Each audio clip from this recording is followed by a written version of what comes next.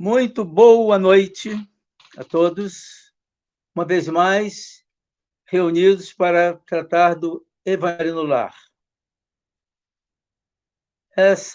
Esse grupo é o grupo Paulo de Tarso, do Rio de Janeiro, no estudo do Evangelho, e é com muito prazer que nós enviamos às casas de vocês, e às nossas também, esse trabalho.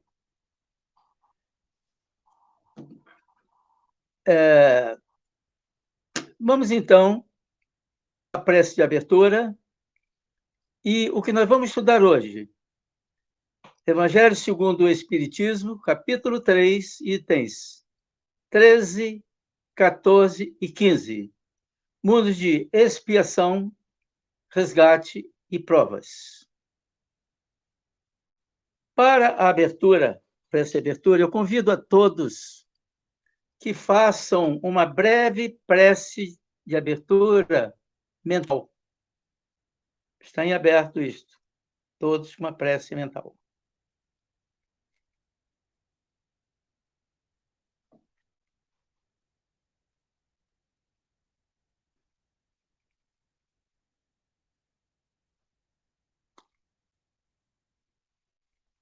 Aos queridos guias espirituais, aos guias espirituais de nossas casas no estudo do Evangelho, ao nosso querido mentor Paulo de Tarso, a Mãe Maria, a Jesus, sobretudo, ao nosso Deus. Uma vez mais reunidos em busca da iluminação espiritual em nossas casas e em nossas vidas. E sabemos que o Evangelho é o caminho mais curto e mais plano para que alcancemos essa luz. Assim sendo, em nome de Deus, pedimos autorização para iniciarmos, então, efetivamente, esses trabalhos. Graças a Deus.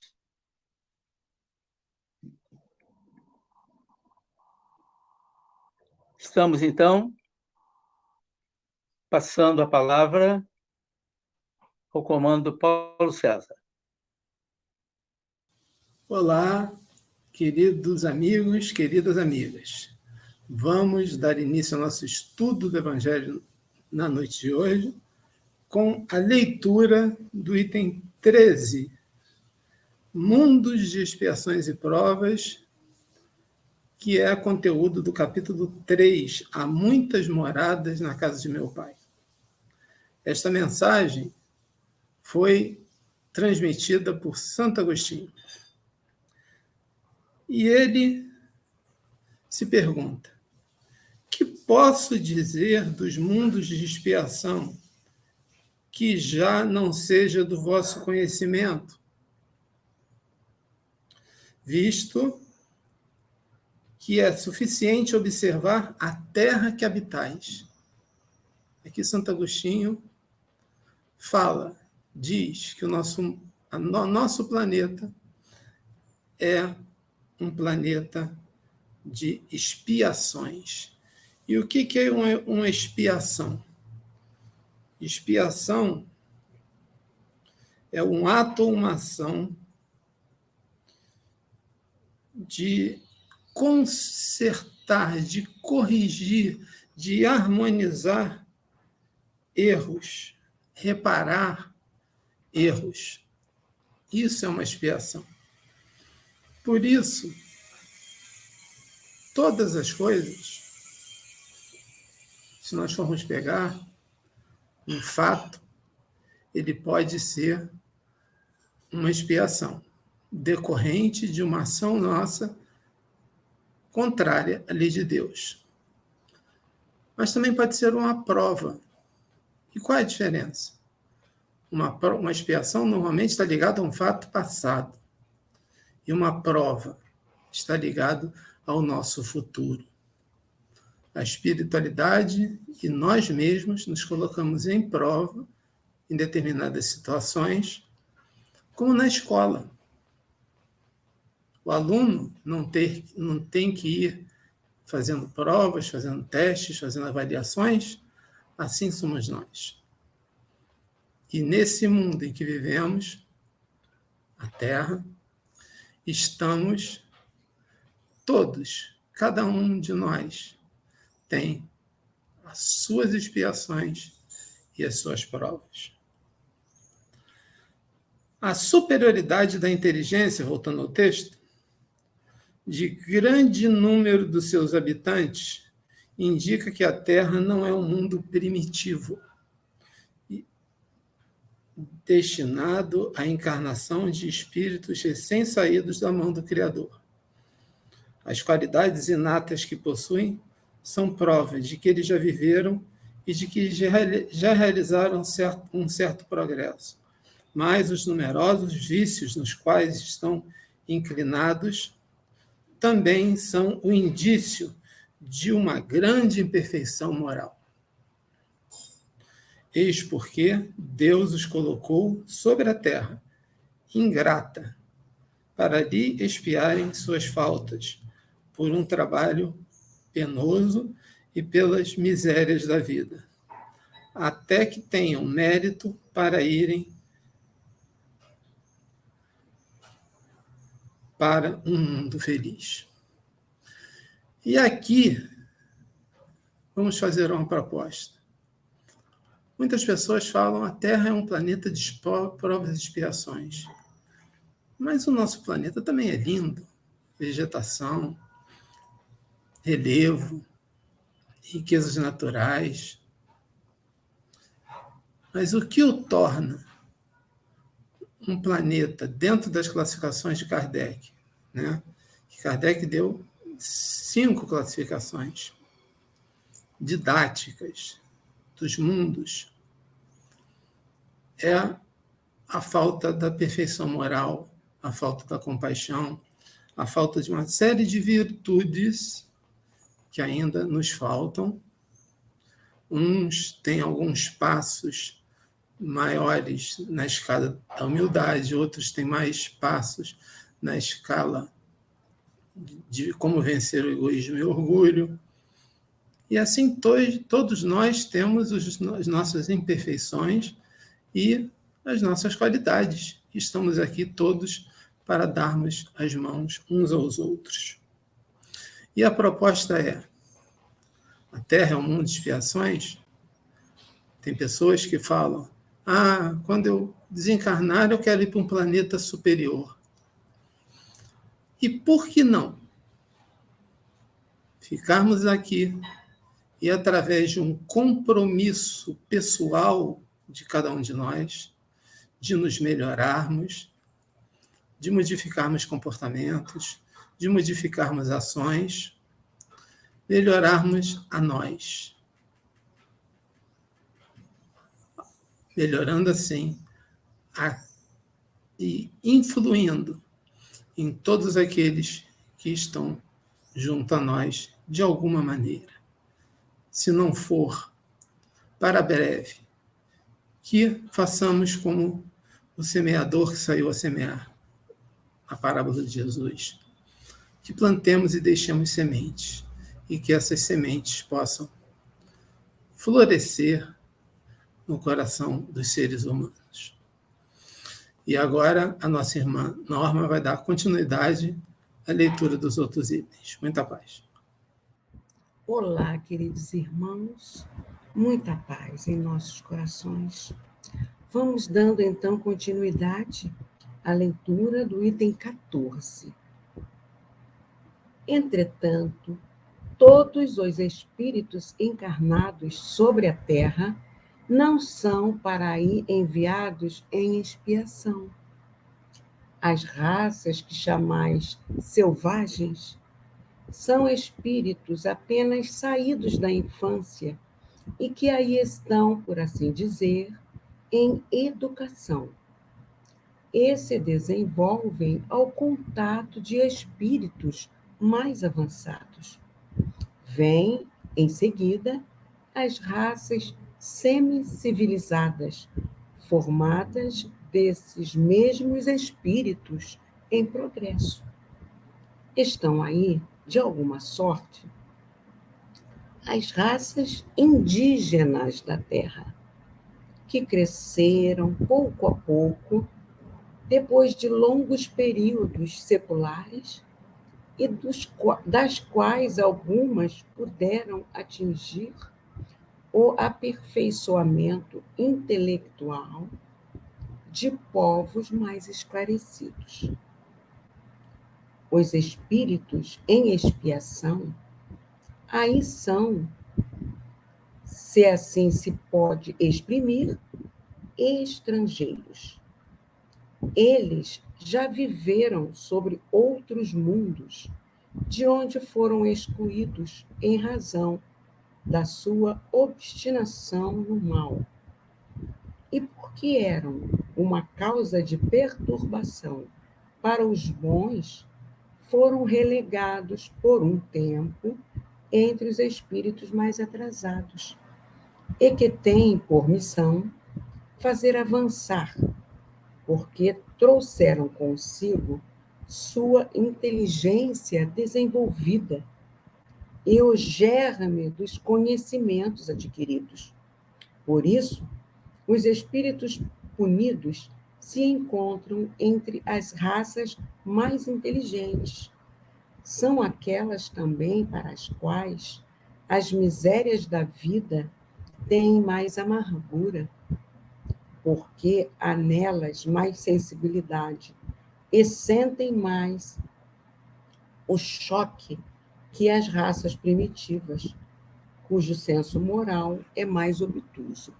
Então, em tudo há a sabedoria de Deus na sua criação.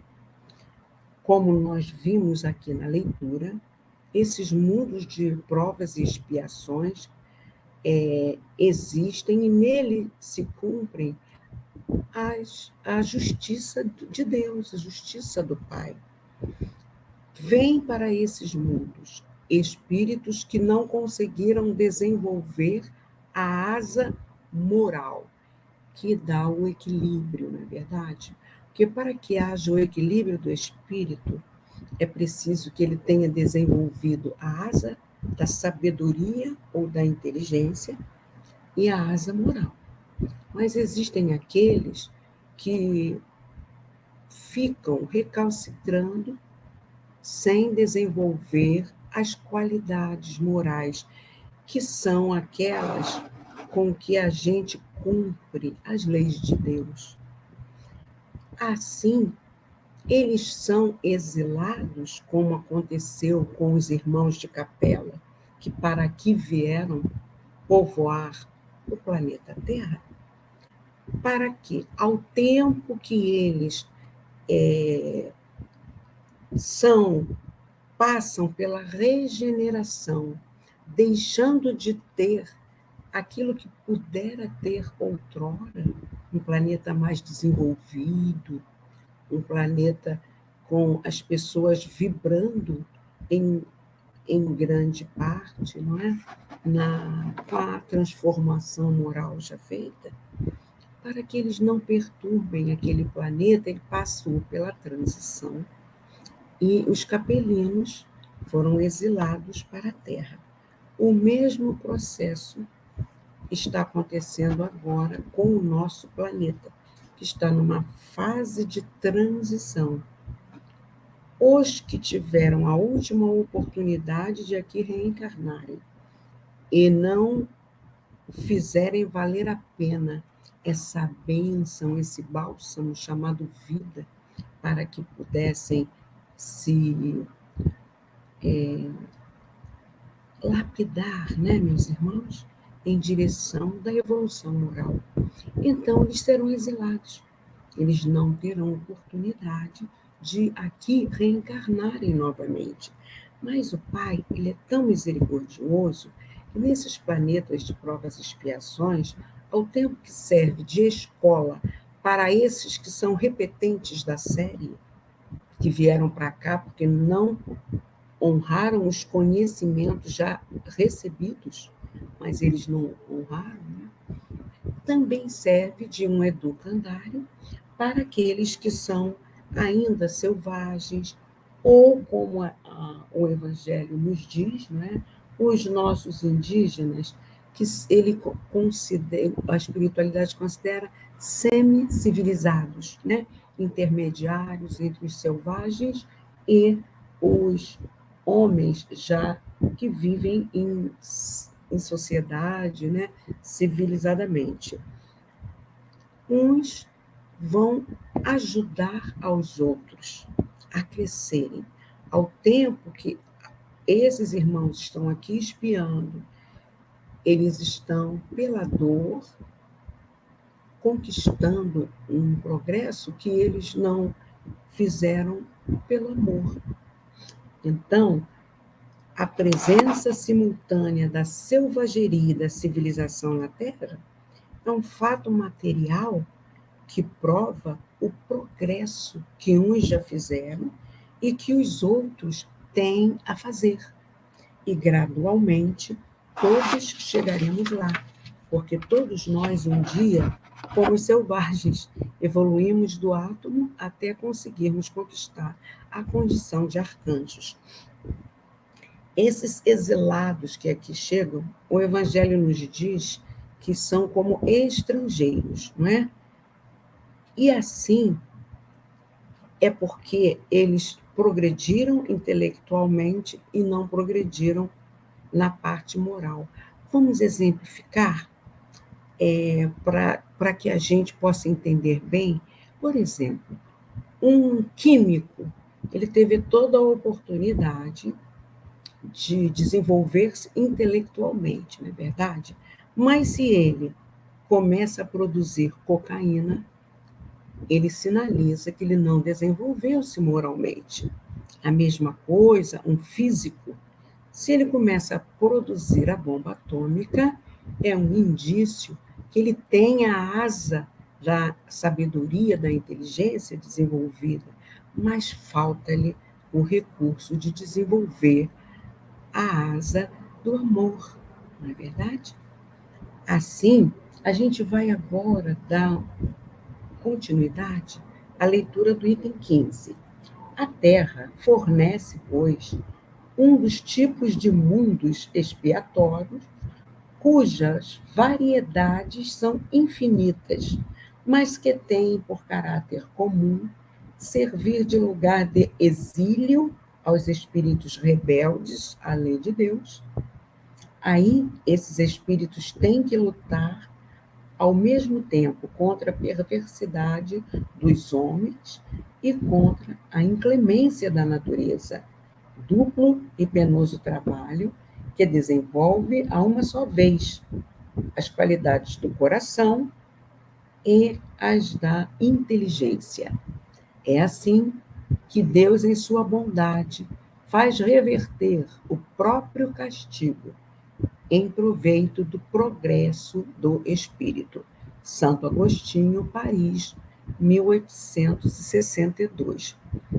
Assim, a gente já traçou, né, todo este roteiro em que esses exilados eles vêm para cá e já habitavam planetas que não existiam mais essas inclemências da natureza. Então, aqui, com a sua inteligência, eles vão proporcionar soluções com desenvolvimento científico para superação de algumas intempéries, e aí vão tendo oportunidade de desenvolver-se ao tempo que desenvolvem-se moralmente pela dor, desenvolve também a inteligência. E como desenvolver-se moralmente? O próprio Santo Agostinho, que foi o autor desse texto, desses itens que nós acabamos de estudar, ele nos deu, né, como fazer isso. E ele dizia que, ao término de cada dia, ao recolher-se, ele fazia assim uma retrospectiva de como agira naquele dia para, se identificasse algum equívoco cometido, pudesse envidar esforços para não repetir esse equívoco no dia seguinte. Isso é vigiar. Isso é conhecer-se a si mesmo para superar as próprias limitações. E é esse esforço que o Pai espera de cada um de nós. Por isso, Kardec nos diz, né?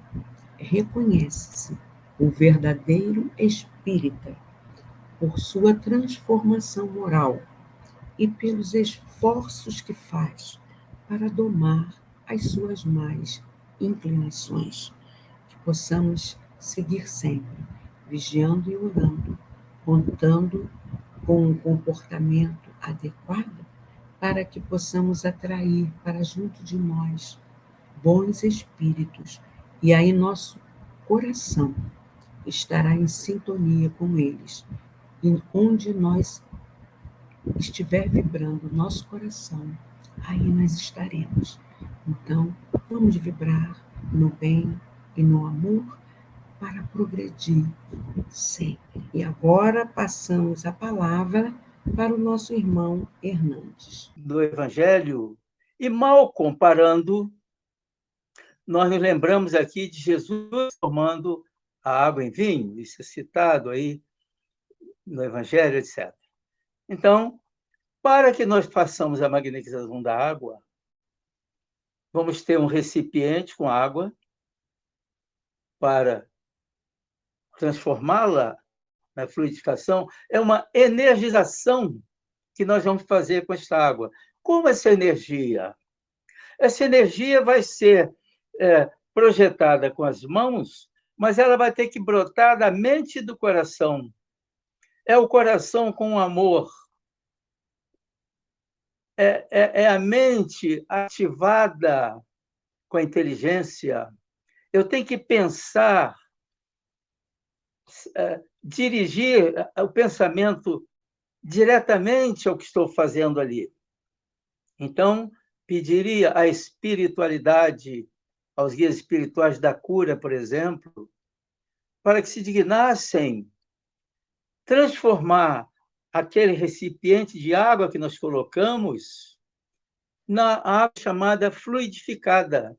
Isto é uma água que vai receber os fluidos para que possamos, inclusive, a cura, a melhoria de uma situação, de uma dor, enfim, pode não curar, mas deve melhorar, deve atenuar as dores. Esta é a finalidade da água fluidificada. Nós temos esse poder? Bom, quando nós estamos fazendo um trabalho dessa natureza, nós somos ali instrumentos da espiritualidade, instrumentos de Deus. Nesse caso, eu tenho o poder em nome de Deus para fazer.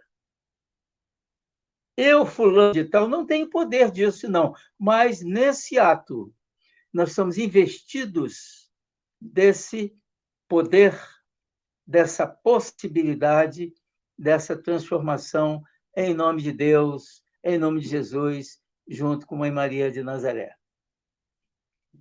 Assim posto, nós, não é um discurso, nós diríamos coisa desse tipo assim, pedindo à espiritualidade para que se digne transformar esta água em remédio que possa ser utilizado a cura, ou a melhoria, ou a atenuação das dores das pessoas que dela venham a fazer uso, eu e tantos outros. Isto é o trabalho da fluidificação da água, não é um discurso, é uma fala com sinceridade.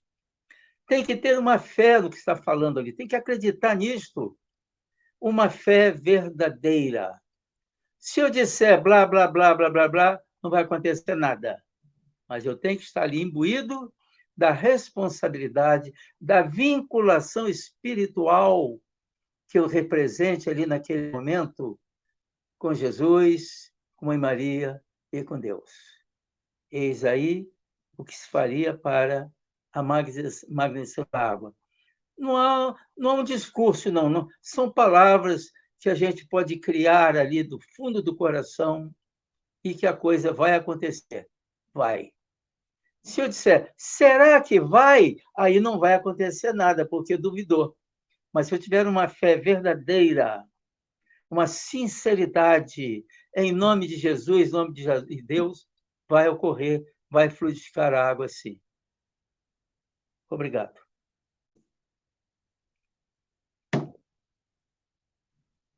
Paulo César?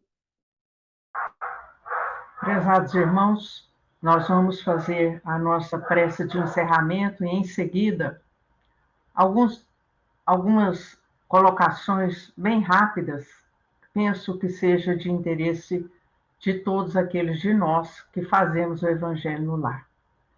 Então, com o pensamento em Jesus, nós vamos agradecer a Ele, aos benfeitores espirituais que nos amparam, a direção espiritual de nosso Evangelho no lar, para mais uma oportunidade de aprendizado do Evangelho de Jesus à luz da doutrina espírita.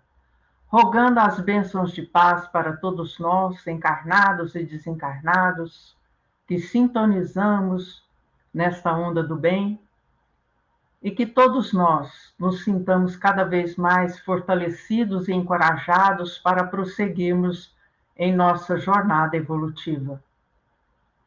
E assim, agradecidos, encerramos o Evangelho no Lar na noite de hoje.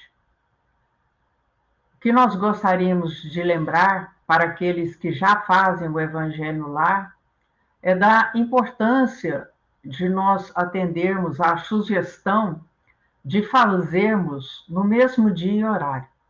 Se soubermos de antemão que faremos uma viagem ou temos um compromisso profissional ou uma questão de saúde nossa ou de um ente querido, nós devemos avisar a direção espiritual que naquele dia, naquele horário, não faremos o Evangelho no lar.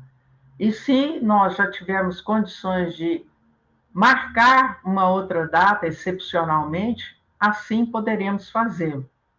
E lembrar também que muitas vezes atravessamos fases difíceis, com testemunhos dolorosos, e como sabemos dos benefícios que o Evangelho no lar nos traz, podemos fazê-lo até diariamente, naquele mesmo horário, porque vamos lembrar que é preciso perseverança, é preciso vontade firme para que nós façamos do Evangelho no lar aquele momento em que todos nós somos envolvidos em bênçãos de paz, em fluidos salutares, sustentando-nos a fé, a coragem, o bom ânimo para a nossa vida, para os desafios diários.